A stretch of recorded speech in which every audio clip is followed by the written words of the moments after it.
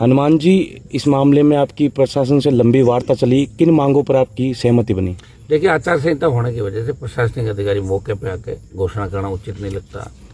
मेरी बात हो गई प्रशासन से सारी, यहाँ भी हो गई, जिला कलेक्टर से भी, रेंज आईजी से बात हुई, जयपुर में बात हो गई और मुकदमा दर्ज कर लिया गया।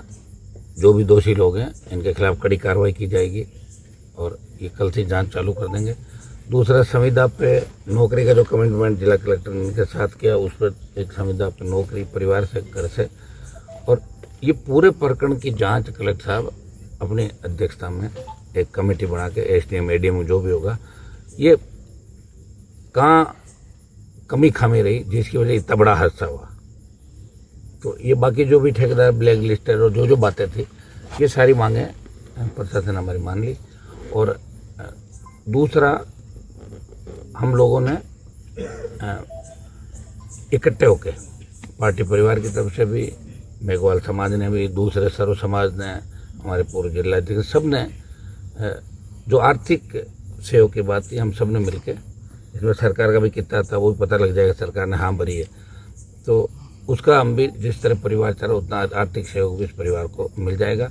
निश्चित रूप से परिवार को न्याय मिलेगा। इस जांच से कई परतें खुलेगी और आगे से ऐसी घटनाएं नहीं। मैंने खुद मौका देखा अस्पताल का पूरा, निश्चित रूप से बहुत गंभीर स्थिति अस्पताल की बन चुकी है। जिले के हमारे मंत्री, चिकित्सा मंत्री, दुर्भाग्य इस बात का कि अभी तक तो इस मामले में 2-4 लोगों को सस्पेंड करना चाहिए, लेकिन कुछ भी नहीं होना इस बात की ओर इंगित करता है कि लोकतंत्र में भी उन्हीं लोगों की सुनी जाती है जिन जातियों के नेता मजबूत होते हैं। जिन जातियों के नेता कमजोर होते हैं उन जातियों को नहीं सुना जाता। ये इसका ताज़ा उदाहरण आप देख सकते हो।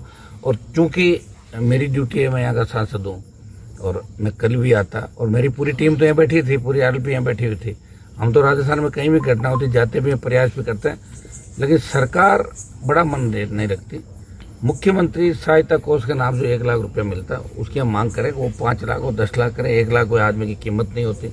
इसको बढ़ाने का प्रयास हमने दिशा में भी लिया है और स्टेट दिशा की मीटिंग जब भी होगी तो हम चाहेंगे कि 5 से 10 लाख रुपया, अगर कोई मौत किसी घर में हो जाए तो उनको सरकार की सहायता मिल जाती। सरकारी सहायता ऊँट के मुँह में जीरे के समान है, लेकिन कुछ भामाशा, कुछ हमारे यार दोस्तों ने मिल के, कुछ आप लोगों ने सहयोग किया, तो करीब सारा सहयोग सब लोगों को मिला के 11 लाख के करीब सहयोग पीड़ित परिवार को, चामुंडिया गांव के अंदर रामू जी को, इनके बेटे सुखराम ने जो बलिदान दिया, शहादत दी, उस पर 11 लाख रुपए संविदा नौकरी, और ये सारा मामला है।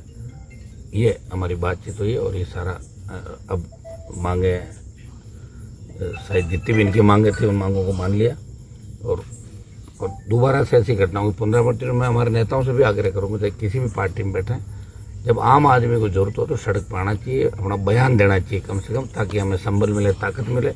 हमारे बच्चे बहुत मजबूत हैं, मेघवाल समाज के बच्चे मजबूत हैं, भीम आर्मी, भीम सेना, इनकी सारी लड़ाई लड़ रही है सत्य के लिए, और अभी भी और ज़्यादा हमें समझदार होके आगे बढ़ना है। अभी भी कई ऐसी फितरती ताकतें हैं जो कहीं न कहीं हमें आपस में लड़ाने का, किसान दलित को लड़ने का प्रयास करती है। इन चीज़ों में हमें सावधान रहना। और जिन लोगों ने गलती की, सुखराम जिनकी वजह से मौत हुई है, उन सब के खिलाफ कठोर कार्रवाई करेंगे। जैसा रामू जी का परिवार चाहेगा, जैसा ही लोग चाहेंगे, इनकी सारी बात हमेशा मानी जाएगी। मैं पीड़ित परिवार के साथ और हमारी पूरी पार्टी इस अवसर पर श्रद्धांजलि अर्पित करती सुखराम को, और सारे उन भाइयों को धन्यवाद कि 4 साल पुलिस के कड़े पैरे के अंदर, आज सुबह से पुलिस डरा रही थी, कड़ा पैरा था, फिर भी आप लोगों ने हिम्मत दिखाई, ताकत दिखाई। और निश्चित रूप से लोकतंत्र के अंदर जब आप ताकत दिखाओगे, लड़ोगे, तभी कुछ मिलेगा। बिना लड़े कोई भी नहीं कहता। मैं सबसे बड़ा धन्यवाद दूंगा सुखराम के बेटे रामू जी को, जिन्होंने हिम्मत रखी और एक आगे MP साहब आप कहोगे तो मैं 5 दिन 7 दिन रहूँगा, लेकिन बेटे को न्याय मिलना चाहिए। और हम सब ने कोशिश की। बेटा तो चला गया, वापस हमसे नहीं आएगा, लेकिन जो भी हम कर सकते हैं, हमारी भावनाएं जो भी थी, आप सबकी भावनाएं, आज अब जो ये धरना किया, परिजनों से बात सारी हो गई और परिजनों की मंशा के अनुरूप, और हमारे संघर्ष समिति जो पदाधिकारी, उनकी मंशा के अनुरूप हमारी सरकार ने सारी बातें मान ली।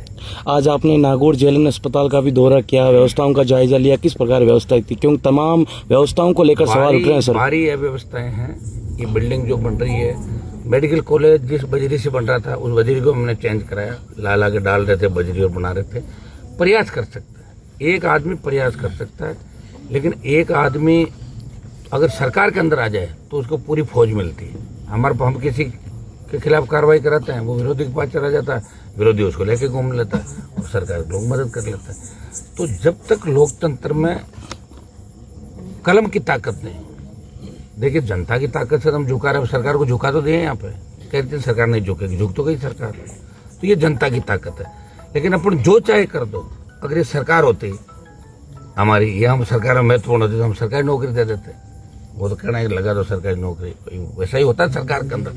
तो सरकारें आवश्यक है दलित, शोषित, किसान, पीड़ित तबके के लिए, और निश्चित रूप से थोड़ी हिम्मत रखेंगे तो आने वाला समय हमारा होगा। धन्यवाद।